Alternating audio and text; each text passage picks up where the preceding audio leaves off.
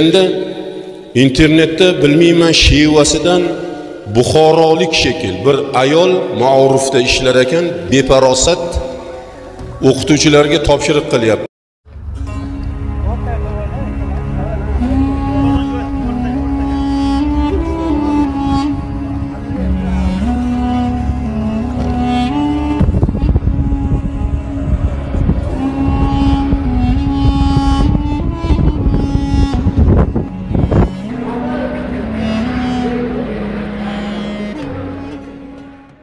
Masjidlarning eshigiga borib, bolalarni kirgizmaysizlar.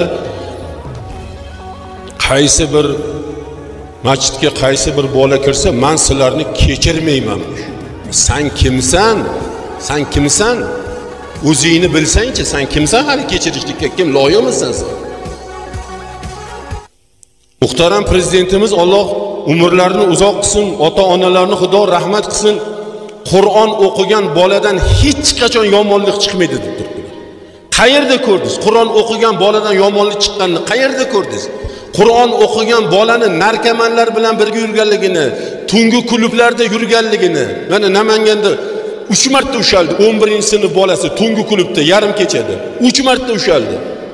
Nega sen o'sha tungi klubni eshigiga qo'yib qo'ymayapsan o'qituvchilaringni? Shu joyga kirmasin, shu joyga bormasin. Yana nima deydi?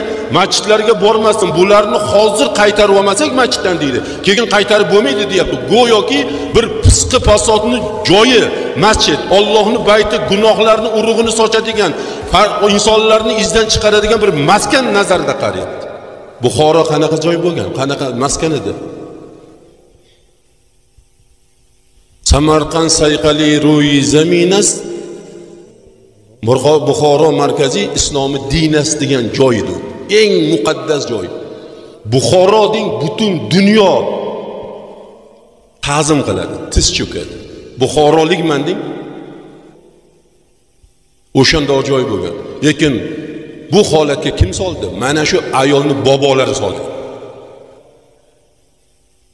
Buvalari shunaqa inson, ateist bo'lgan bular.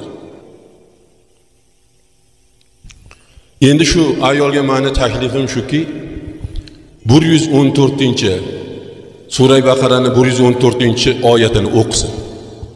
Bu badbaxtlarga nima va'da qilinyapti? Allohning masjidlaridan to'sadigan, bandalarni Allohning masjidlaridan to'sadigan, Allohning zikrini to'xtatadigan, masjidlarni xarob qiladigan bandadan ham ko'ra zolimroq kimsa bormi deyapti. Zolimlarni zolimi deyapti. Undan zolim inson yo'q o'z aslida. Endi Alloh taolo aytayaptiki, ularga mana shu dunyoni o'zida azob bor deyapti. Xo'rlik bor deyapti. Dunyoni o'zida xo'rligini ko'radi. Men 2-3ta o'sha paytlarda kommunist bir o'qituvchilarning oxirgi o'lim soatida guvoh bo'lganman. O'shalar oxirgi nafasida yig'lagan armoni shu bo'ldiki, biz o'qituvchi edik. Bizga birov majbur qilmasa ham masjiddan qariyalarni so'kib haydab chiqarib, ot tikkallasidek qulf osganman. Mana azobini men ko'ryapman deb qon yig'laganlarni ko'rdim men. Xor bo'lib tanassasib yotganlarni ko'rganman. Bularga mana shunday azob bor. O'ylamasin bu hech narsaga erisha olmaydi. Hech narsaga erishgan emas. Erishsa bundan battar zamonlarda erishardi. O'sha kommunistlarning pichog'i yalang'och paytda erishardi. Erisha olmaydi. Endi erisha olmaydi. Chunki alhamdulillah siyosatimiz, rahbarimiz din uchun ne ishlar qilyapti? Qanaqa masjidlar, islom sivilizatsiya markazi, hadis shunoslik oliygohlari hamma mana shunga, mana Buxoro Mir Arab madrasasini oliy ta'limga aylantirib, hammasi nima uchun? Shu xalqimizni diniy diyonatini o'rganishlik uchun. Islom universitetida qancha faoliyatlar bo'lyapti, xalqimiz, yigitlarimiz ilm o'qiyapti, islomni o'rganyapti, tarixini o'rganyapti, mohiyatini o'rganyapti. Endi shundoq zamonda nimaga erishadi? Axir hozirgi kundagi yoshlarimizni o Suriyalarga borib jangarilar qatoriga qo'shilganligi shu ilmsizlik oqibati kasofatidan emasmi? Ularni masjiddan to'sganligimizni kasofatidan emasmi? Hozirgi uylanayotgan yigitlar olgan xotinini 2-3 oyda taloq qilayotganligini kasofati shu diniy ilmga, masjidga bormaganligini kasofatidan emasmi?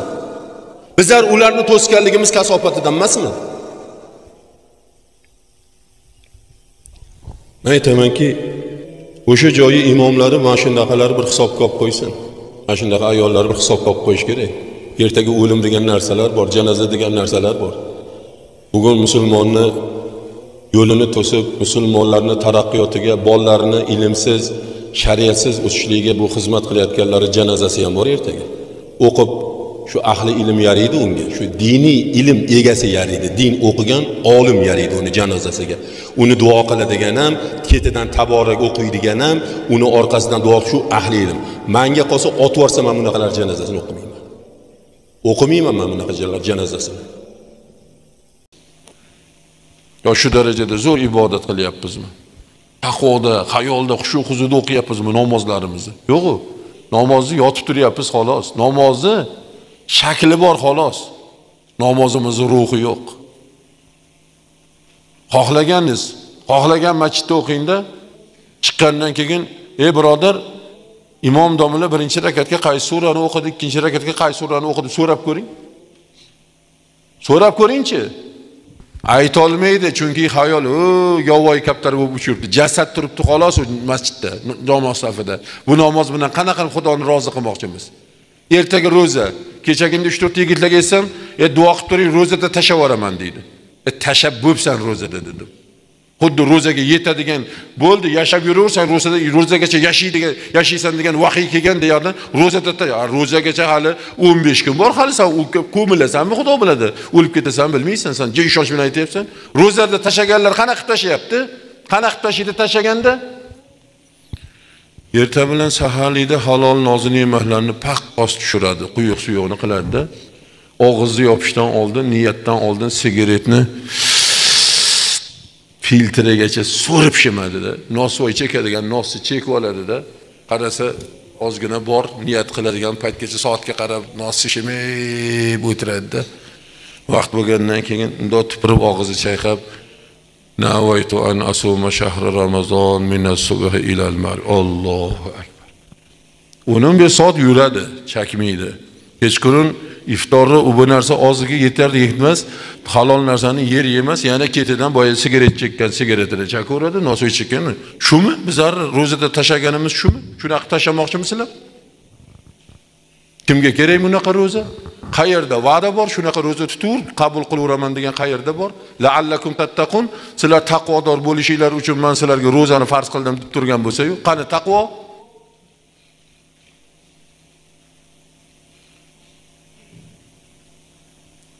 Shu amal bilan biz Xudoni rozi qilamizmi? Qila olmaymiz. Ota-ona rozi bo'ladi, undan keyin Xudo rozi bo'ladi. Oson yo'lini Xudo ko'rsatdi. Roza yaqinligi uchun boyagi suhbatimni hozirgi roza haqidagi gapimni bitta narsa bilan yakunlamoqchiman. O'zi umuman gapimni to'xtatmoqchiman. Muhammad Okif rahmatullohi alayh Safahot degan asarlarida bir hikoya keltiradilar. Alkash, bir umr ichgan alkash aroqni tashabdi, tavba qildi. Tavba qildim, ming la'nat bo'lsin senga. Senga o'rgandim, mahallada katta kichik o'rtasi, qarindosh urug' o'rtasida zarracha qadrim yo'q. Xotin ketib bo'ldi. Ishdan haydaldim.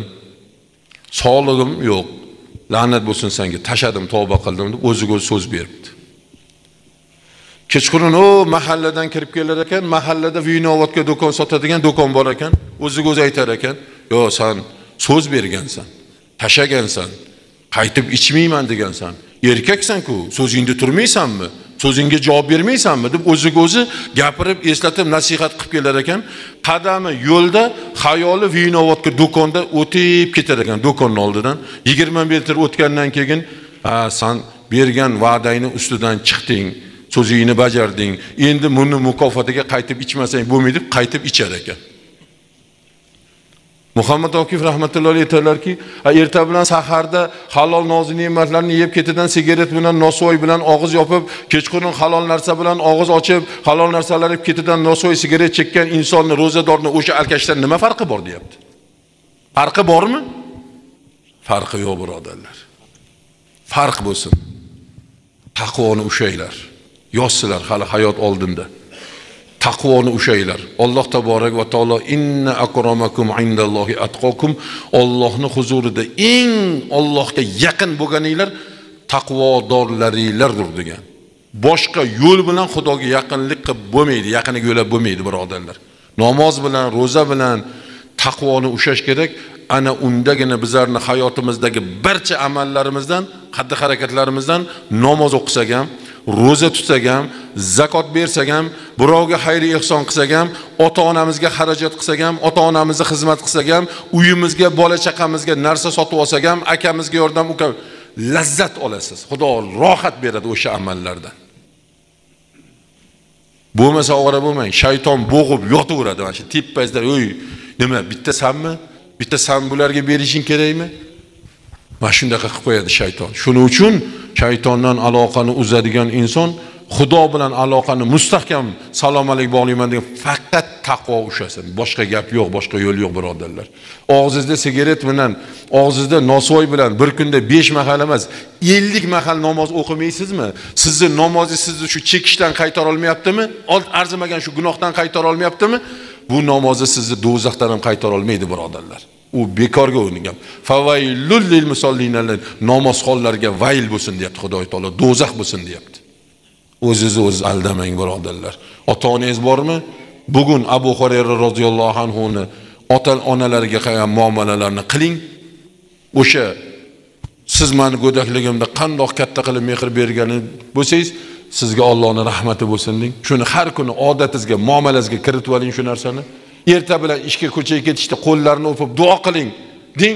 Kechqurun kelganda qo'llarni o'pib duo qiling deng.